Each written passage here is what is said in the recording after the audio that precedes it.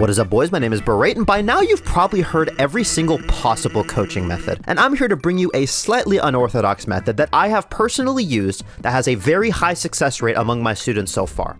And that method is reverse smurfing, i.e. going on an account that's higher elo than yours and playing ranked for the sole purpose of improving your own gameplay. Now, I know what you must be thinking, but Berate, I don't have a higher elo account. If I did, then I would be high elo right now. How am I supposed to get a higher elo account? This method's not going to work for me. And that's where this sponsor of this video comes in, Eldorado.gg. Eldorado.gg is your one-stop shop for any account that you could ever possibly want in any game, from Fortnite to Apex to even Counter-Strike. But of course, the one that we care about here is Valorant. Now, whether you're looking for an account that's a higher rank, or looking for an account with a certain skin on it, or even accounts with some discontinued skins like Arcane, Champions, or the Ignite fan, Eldorado is the shop for you. Every single seller on the Eldorado website is verified, offering protection from scammers, and all orders are protected by the Eldorado Trade Shield, so that you don't have to worry about ever getting scammed. And if the account that you receive isn't up to your specifications, Eldorado has a money-back guarantee. Receive the order that you paid for or get a full refund, no questions asked. Eldorado also offers 24/7 live support for every other issue that you could ever possibly have or any questions that you may have. And if you do decide to use Eldorado, you can use code Berate at checkout for 5% off of your order.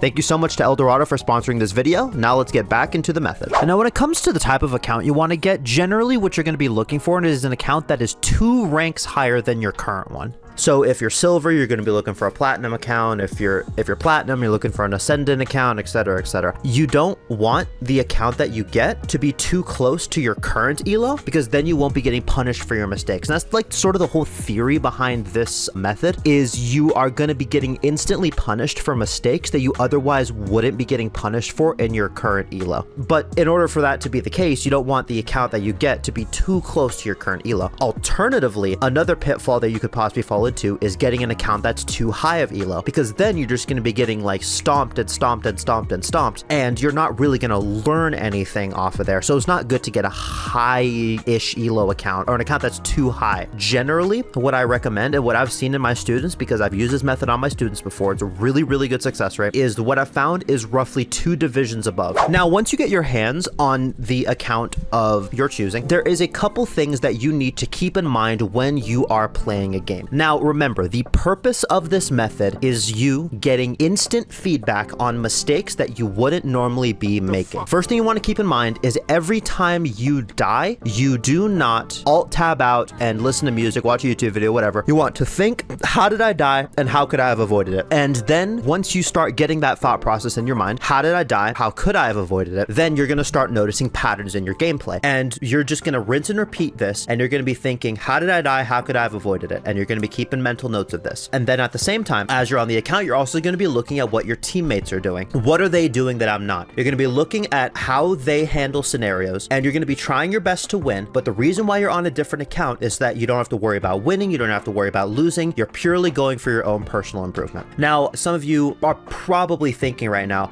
well, Berate, this method is ruining other people's game. But if you think about it in the grand scheme of things, the return on investment is really, really, really worth it. So on average, I would say that there is a couple thousand people playing Valorant in your current region at any given time. Now, of those thousands of people, when you queue, you are going to be running into 4 of them, right? 4 of them, which is on your team, and then 5 on the enemy team. So that's 9 people, right? Out of the couple thousand, you are going to be quote unquote ruining the game for 9 people out of the couple thousand that play this game daily. In the grand scheme of things, that's not that much. And the return that you get is a way to skyrocket your own improvement. Now, as for how long you should be playing on the account, there are a couple of options that you have. So you can either play on the account until A, the MMR of the account lowers itself to what your current elo is. So say that you are currently gold 1 and you just got yourself this nice diamond account, right? And you'll notice that the elo of this account is roughly diamond ascendant. Now, if you start playing games and you just keep losing and losing and losing and losing and losing, and the account's MMR brings itself back down to like a gold silver level,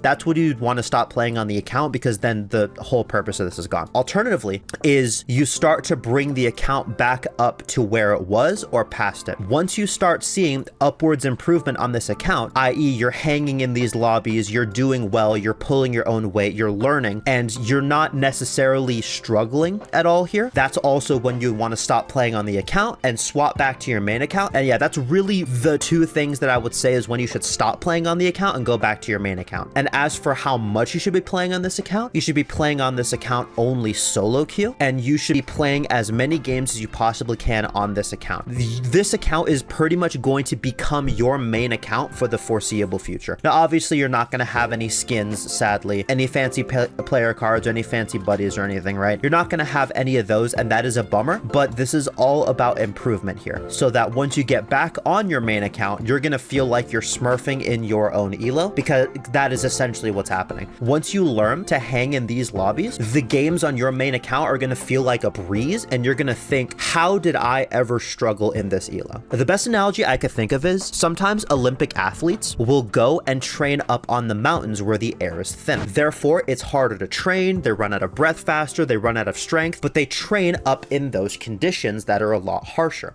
so that once they go back down to normal ground level to play in the Olympics, everything seems much easier to them because they were training with a handicap. And that's pretty much what's happening here. You're not playing a different game. You're not quote unquote handicapping yourself. You're not giving yourself lower FPS. You're not limiting yourself to guns. You're just putting yourself in a more difficult environment so that you can improve, so that when you go back down to your main account, the improvement sticks and you're gonna feel like that account is a complete breeze. Once you start coming, against more roadblocks, feel free to use this method again, but really, I would say that using this method once is plenty to skyrocket your improvement. And this is the best method that I have found for people who are struggling and just hard stuck in a rank, and no matter what they try, this is the best method that I have seen. Now, obviously, no method is going to be foolproof. This isn't a player-to-player basis, but this has been widespread the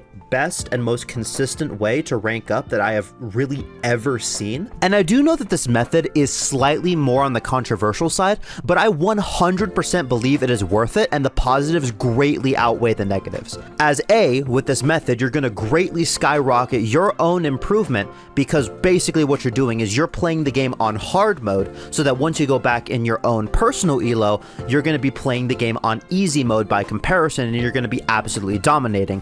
And B, if Smurfs can go into your lobbies and ruin your games, why can't you go into their lobbies to improve yourself and ruin theirs? Ever. That is going to do it for this video, guys. If you liked it, if you enjoyed, please leave a like and subscribe, join the Discord server, and remember to check out eldorado.gg and use code Berate at checkout for 5% off of your order. Thank you so much for Eldorado for sponsoring this video. I really cannot hype them up enough. They're such a great service. They're so useful. Anyways, yeah, that's gonna do it though. This has been Berate, and remember to brush your teeth today, because I don't think I have. All right, bye-bye.